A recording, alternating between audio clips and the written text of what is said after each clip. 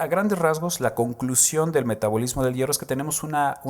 mecanismo principal regulado por la hepcidina, el cual controla la absorción intestinal y la liberación desde el macrófago de hierro a través de su presencia, induce la inhibición de la ferroportina, con lo cual se inhibiría la absorción de hierro, y la proteína fijadora del elemento de respuesta al hierro. Aquí estas proteínas se les llama proteínas de respuesta al hierro, son 1 y 2, la 2 es la más asociada, las cuales regulan la adquisición y el almacenaje del hierro. Su presencia induce al receptor de la transferrina, es decir, absorber hierro, y disminución de la ferritina, es decir, que esté listo en el pool de hierro plasmático lábil, que no esté aguardado en la ferritina, es decir, la ferritina tiene una función de amortiguación de ese hierro lábil, pero cuando es necesario, la ferritina tiene que dejarlo salir. Esta es una imagen que se me hace muy práctica porque prácticamente describe todo lo que tiene que ver con la hepcidina, que es el principal mecanismo de control extracelular del hierro. Aquí vemos cómo la eritropoyesis, aumentada sobre todo,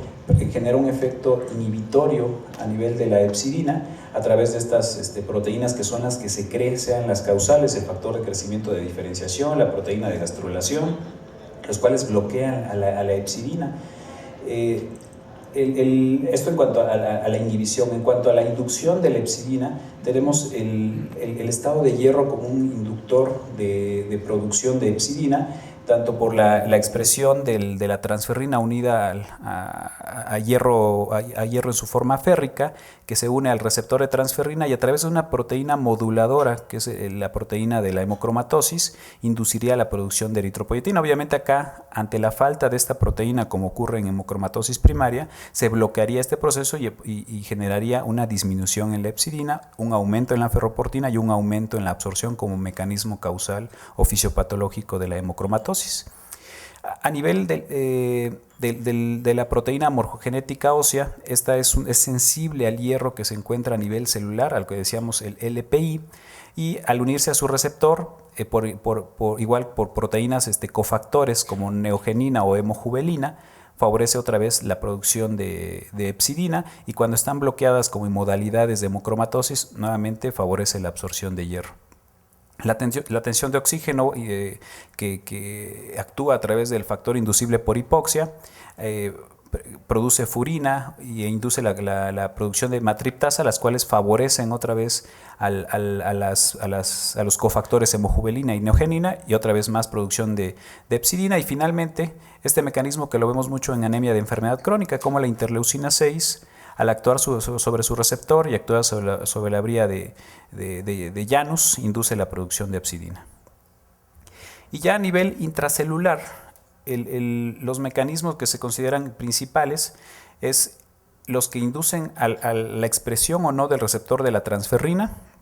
y los que inducen la producción o no de ferritina a través de los elementos de respuesta al hierro, los IRE, que se unen a las proteínas ligadoras de hierro. Y aquí de manera importante vemos otra vez el pool de hierro lábil como la parte funcional del hierro, la parte que va a permitir generar los mecanismos de hematopoiesis, de producción de hemoglobina, los mecanismos de complejos hierro-sulfuro como mecanismos enzimáticos, pero también que va a tener en exceso un efecto dañino por la producción de radicales libres, generando un daño al DNA y otras especies más que vamos a mencionar enseguida. Esta es la parte medular de la sobrecarga de hierro. No es tanto el tener ferritina elevada, no es tanto tener un hierro elevado. Lo relevante es que genera un estrés oxidativo. El estrés oxidativo es considerado como la acumulación de hierro no unido a transferrina, el aumento en el hierro plasmático lábil extracelular, que es distinto al que hemos hablado hasta ahorita, que es el intracelular o el pool intracelular. Y esto va a generar la acumulación de especies de oxígeno reactivo, llamadas ROS. Son muchas especies de oxígeno reactivo, formas que son activas de oxígeno, pero la principal es el radical hidroxilo, que tiene un potente efecto de óxido reducción, en este caso sería de reducción, y disminución de antioxidantes como el glutatión reducido, entre otros más, que todo esto en conjunto se considera estrés oxidativo. Vemos acá el oxígeno como forma peróxido de hidrógeno. A través de esta reacción Fenton se produce el radical hidroxilo. A nivel de la mitocondria, que es muy sensible a estas formas reactivas de oxígeno, vemos de que la ferritina se constituye como un mecanismo de reserva o de almacén del hierro, pero también como un mecanismo amortiguador que justamente busca inhibir la cantidad de hierro lábil intracelular y por lo tanto la producción de especies de oxígeno reactivo. Y se ha visto que recientemente se ha comentado de una forma de ferritina mitocondrial que es similar a la ferritina sérica, que esta no la medimos de hecho, y que su función justamente es inhibir la producción de especies de oxígeno reactivo. El principal sitio de producción de los ROS es la mitocondria. Vemos entonces, a manera de resumen de lo que genera los ROS, las especies de oxígeno reactivo, como los radicales hidroxilo, a través de esta reacción Fenton se va a provocar una peroxidación lipídica que va a generar daño a la membrana. Al provocarse un daño a la membrana va a favorecer la apoptosis. A nivel mitocondrial también se va a provocar daño mitocondrial y va a favorecer la muerte celular. A nivel de estos compuestos de malonil se va a provocar daño al DNA y va a dar mutaciones génicas que van a favorecer, entre otras cosas, la progresión a la leucemia, o ahora se ha visto el favorecer neoplasias a distintos niveles, sobre todo cáncer de mama y daño proteico en general. Aquí vemos a manera de resumen cómo el hierro, a través de las especies de oxígeno reactivo, estimula la vía de JNK, y JNK induce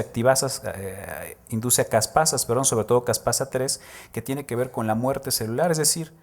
este exceso de hierro finalmente va a acabar en muerte celular, pero muerte celular sobre todo de los órganos blancos, es decir, hígado, corazón, como sitios principales donde está ocurriendo este mecanismo dañino. Y aprovecho para mencionarles al factor nuclear kappa B, el cual tiene un efecto bloqueante, es decir, inhibe la apoptosis, y esto veremos que es importante, sobre todo en síndrome mielodisplásico.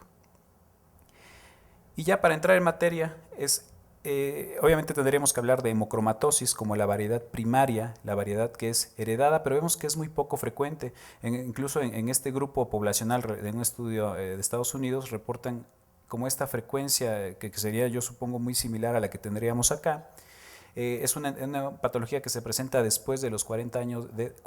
edad, predominando del sexo masculino. Se cree que sea porque en el sexo femenino, por el ciclo menstrual, eso limita o retrasa la aparición de la enfermedad. Básicamente se debe a la deficiencia de hepcidina y fue definida o fue referida inicialmente como la diabetes bronce, es decir, por la presencia de diabetes, hiperpigmentación cutánea y cirrosis hepática, además de otras alteraciones que suelen ocurrir.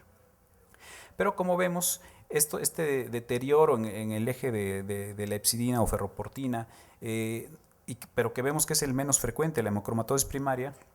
nos hace pensar entonces en las formas adquiridas, que son las más prevalentes, las que seguramente todos ya hemos visto, que se deben principalmente a terapia transfusional o a situaciones donde el daño hepático va a generar un defecto en la producción de hepcidina. La hemocromatosis secundaria entonces es la más prevalente. Se considera que en casos de falla medular ocurre entre un 25 a 40% del total de los pacientes. Es secundaria a transfusiones principalmente, dado que el requerimiento diario de hierro es de 0.02 miligramos por kilo al día. Un paciente que recibe 2 unidades de concentrado eritrocitario por mes durante un año está recibiendo diariamente pues prácticamente 10 veces más, un poco más de esa cantidad que uno requeriría, y debemos ver que el metabolismo del hierro es muy útil para controlar la absorción, pero muy inútil para controlar la excreción.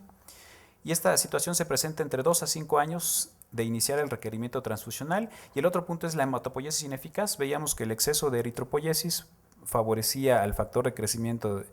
factor de diferenciación de crecimiento, o a la proteína que generaba